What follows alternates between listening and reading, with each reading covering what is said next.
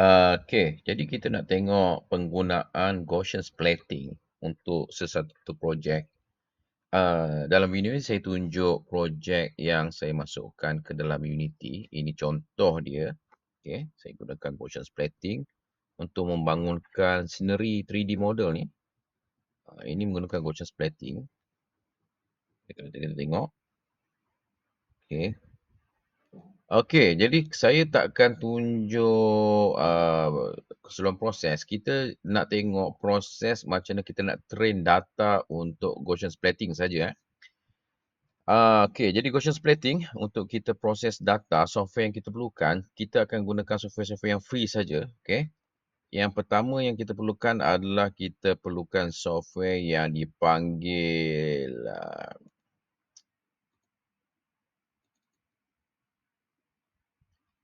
Reality Scan daripada Epic Games. Okey, Reality Scan. Jadi kita perlukan Reality Scan. Okey, saya just tunjuk. Saya dah ada Reality Scan. Kalau yang tak ada boleh muat turun Epic Game, kemudian install launcher, kemudian pergi ke Reality Scan dan kita install Reality Scan dekat sini. Okey, jadi Reality Scan ni percuma. Saya launch Reality Scan. Okey. Data untuk Gaussian splatting ni sebenarnya video. Jadi ini contoh dia. Ini contoh. Ini contoh. Ini adalah reality scan. Okey, jadi kita nak masukkan data yang kita nak pakai adalah image. Okey, kita boleh pakai image, kita boleh pakai video ni. Okey. Jadi dia akan extract frame daripada video. Okey, tapi kita tak akan guna proses ni sebab saya akan gunakan data yang telah ada. Data yang telah ada. So, data ni saya download. Saya akan share data ni daripada church. Ini dia. Okey, ini dia. Ini gambar dia. Ini data yang dah ada. Okey, kita akan ambil data ni. Okey, ini gambar dia.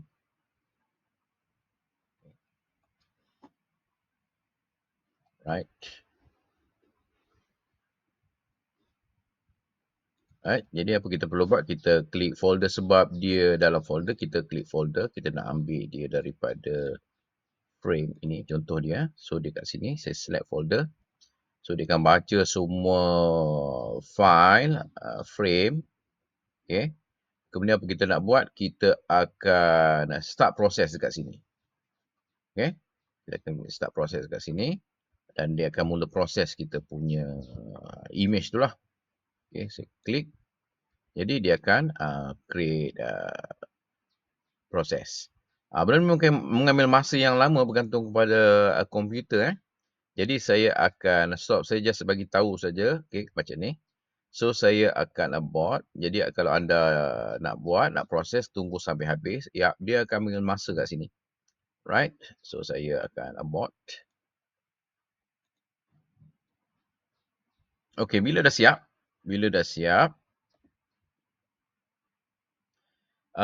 Kita akan dapat, kita akan export. Saya tunjuk. Kita akan export. Bila dah siap. Okay, saya tak ada contoh siap. Saya tak ada projek. Saya tak save projek saya sebelum ni. Kalau tak saya boleh tunjuk projek. Tapi saya tak save. Bila dah siap, nanti mungkin kita akan tunjuk video lain lah. Okay, bila dah siap punya proses, kita pergi export. Okay, dalam export, kita nak call map. Ni call map yang kita nak adalah call map. Okay, jadi kalau perasan, saya punya call map ni tak ada. Dia tak aktif sebab saya tak proses gambar tadi. Kalau proses call map ni akan aktif, jadi kita akan pilih call map. Bila kita dah buat call map, dia akan datang macam ni. Dia akan datang, contoh folder ni. Okay. Dia akan datang macam ni. Dia akan create folder dekat kita. Dia ada image, output dan sparse. Okay. Dia ada image, output dan sparse. Jadi daripada image, output dan sparse ni, image saja. Dia sebenarnya image dengan sparse ni. Sparse ni dia punya coordinate, kamera, image dan point 3D. Ni text file saja. Dan gambar yang dia buat, ini adalah image yang dia proses semula, yang kita dah masukkan, dia proses semula, dia keluarkan mengikut nombor-nombor ni. Kalau perasan nombor kan dah lain 00001 berbanding frame ni.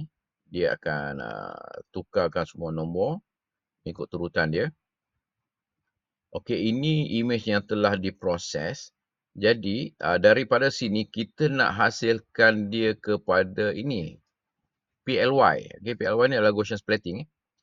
Jadi daripada bila kita dah export, kita akan gunakan software yang kedua, iaitu uh, iaitu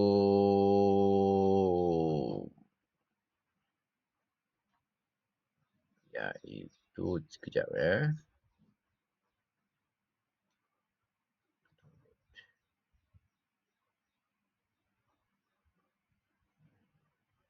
Litchfield Studio, okey. Litchfield Studio.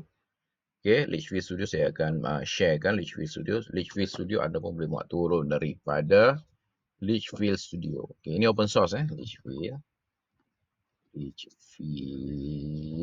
Studio. Ini open source. Okey, ini Litchfield Studio. Okey, anda boleh muat turun kat sini. Satu lagi adalah Postshot. Postshot ni sekarang dah berbayar. Jadi banyak orang dah tak pakai Postshot ni. Okey, ini satu lagi. Postshot. Tapi sekarang dia dah berbayar. Ada pricing kat sini. Right. Pricing kat sini. Jadi saya gunakan Litchfield. Muat turun dia punya window binary. Kemudian extract zip. Okey, ini dia zip dia. Buka folder. Buka pada dalam bin. Okey. Dalam bin kita cari Litchfield. Ini dia. Right. Saya buka Litchfield.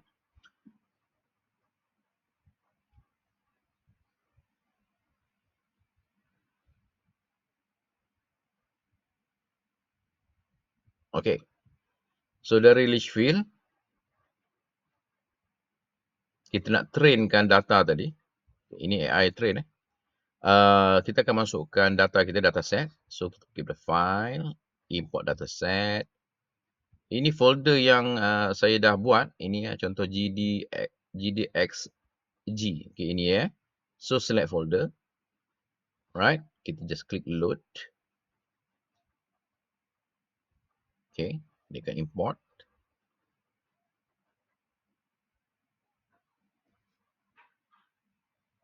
Ini call map. Kalau perasan dia call map. Jadi ini adalah data yang kita hasilkan daripada reality scan tadi. Okay.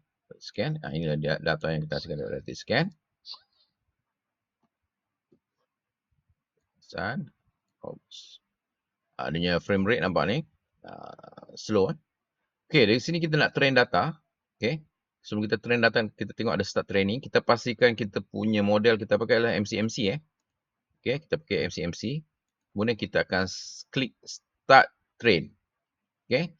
Okay, saya tak akan klik start train ni sebab dia mengambil masa yang lama. Saya train hari tu, dia mengambil masa 3 jam. Saya train bergantung kepada PC. Okay, jadi PC saya ni mengambil masa 3 jam. Kalau kita dah sedia, kita boleh klik start train. Tunggu sampai dia selesai. Bila dah selesai, saya tak akan klik start train ni. Okay, anda boleh klik start train. Dan biarkan dia proses. Bila dah selesai, 100% dia kata dah finish. Kita export file, export ke PLY. Ini dia. Jadi bila export, dia akan jadi file yang inilah. Yang saya tunjuk tadi. Dia akan jadi PLY. Dalam search. Jadi folder ni, model PLY ni. Okay? Ini file yang kita nak. So daripada Unity, kalau kita nak masukkan PLY ni, Gaussian splatting. Jadi dia tak boleh direct masuk ke Unity macam kita import model biasa. Okay. Jadi cara dia, saya tunjuk Okay, jadi cara dia kita drag file PLY ni, PLY. Okay. Masuk ke dalam mana-mana kawasan Unity. Ini dia. Ini kita tak boleh tarik kita tak boleh tarik. Jadi kita perlukan plugin dekat sini kalau kita tengok. Ada Gaussian Splat, plugin Gaussian Splat. Jadi kita create Gaussian Splat asset dekat sini. Okay, kita klik create. So kita nak masukkan dia kat sini. Input PLY SPZ. Okay, so kita drag model PLY kita ke sini. Kemudian output folder ni depend lah, kalau kita nak buat output folder baru, kita boleh letakkan kat sini folder baru.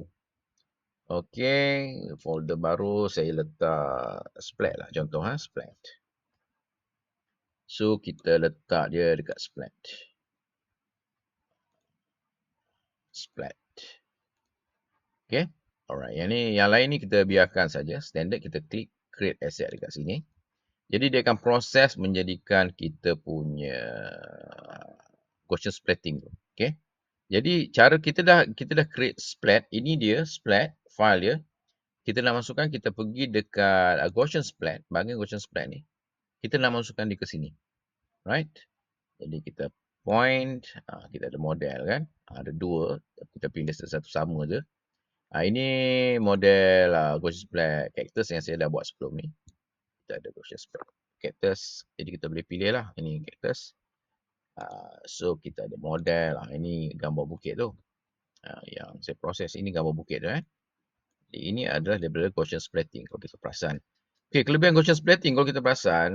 Sebab apa dia semakin mendapat permintaan. Atau ramai yang mula pakai Gaussian splatting sebab dia punya color dia cantik. Okay. Dia tak perlu model, dia scan saja, dia ambil gambar. Basically dia guna video, dia rakam semua. Kalau kita perasan gambar dia, color dia cantik. Dia detail lah, dia ada detail dia kat situ. Okay. Right. Jadi banyak game-game dah mula pakai Gaussian splat untuk buat projek. Dan Gaussian splat ni teknologi dia makin berkembang dengan kegunaan AI. Okay. Dan menarik untuk kalau kita explore lebih dalam Gaussian splat. Okay. Jadi itu saja video saya tentang Gaussian splatting. Okay. Kalau ada apa-apa lagi nanti saya akan share lagi di dalam video-video akan datang. Terima kasih.